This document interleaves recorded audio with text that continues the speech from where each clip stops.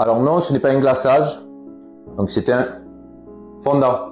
Aujourd'hui, je te montre comment réaliser un fondant à la maison pour glacer tes éclairs ou tes millefeuilles. Donc la recette très simple, ça prend 5 minutes à faire à la maison et ça vous évite d'en acheter. Je te montre ça tout de suite.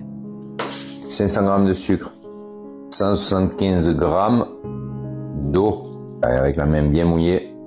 Je viens chercher 50 g de glucose. J'envoie le tout sur le feu.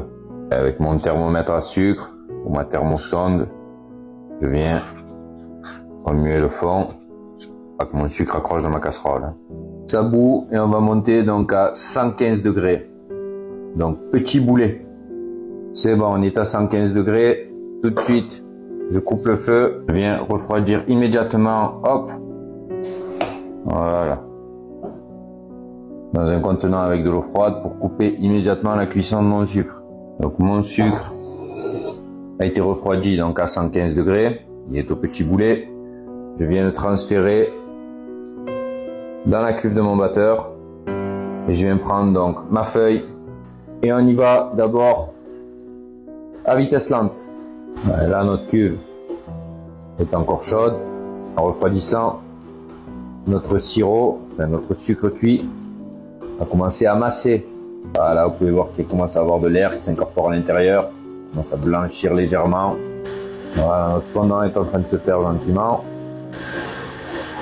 Et on va accélérer encore un petit peu. Le fondant est en train de se former. Maintenant, on va le laisser bien blanchir, bien masser. Vous voyez? Voilà, comme ça. Allez. Donc, au bout de 2 à 3 minutes dans mon batteur, mon sucre a fini de masser et est devenu donc un fondant. Voilà. Ensuite, il me restera, regardez, je vous montre. Alors, vous avez donc là un fondant pâtissier. Ensuite, il me reste plus qu'à débarrasser ma cuve, voilà, et venir stocker donc mon fondant dans un petit seau comme ça que je fermerai hermétiquement. Et je vais pouvoir le stocker pendant un long moment. Pour m'en servir, il me suffira juste de l'hydrater comme ceci. Voilà, donc je viens hydrater mon fondant, remuer comme ça. Donc quelques petites choses à savoir. Donc un fondant pâtissier s'utilise toujours à température du corps. Donc pour savoir, je viens plonger donc la face de mon petit doigt comme ça pour savoir à quelle température il est. S'il ne brûle pas et qu'il n'est pas froid, c'est qu'il est à bonne température. La liquéfaction nécessaire, c'est celle-ci, voire un poil plus épais. Mais celle-ci est bonne.